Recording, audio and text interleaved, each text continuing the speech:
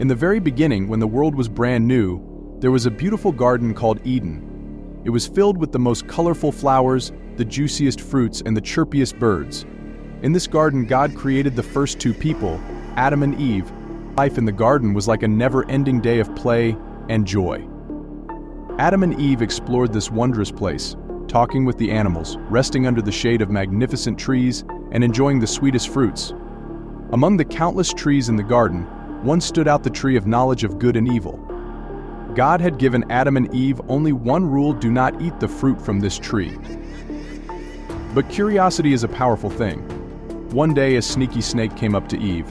It whispered a tempting thought: eat the fruit, and you'll be as wise as God. You'll know the difference between good and evil. The fruit looked so appealing, so delicious, and the promise of wisdom was too enticing. Eve reached out, took the fruit, and took a bite. She gave some to Adam, who also ate.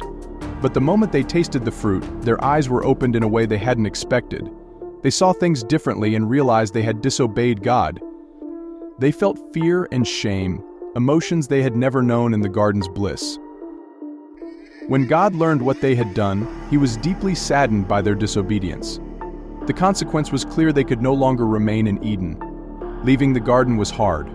The gates of Eden closed behind them, and for the first time they felt the sting of life's harshness. Outside Eden, the world was rugged and untamed. Adam and Eve had to learn everything from scratch: how to grow food, build shelter, and survive the elements. Life was no longer a series of joyful discoveries, but a struggle for survival. In this new world, they experienced the full spectrum of life: joy and sorrow, success and failure, birth and death.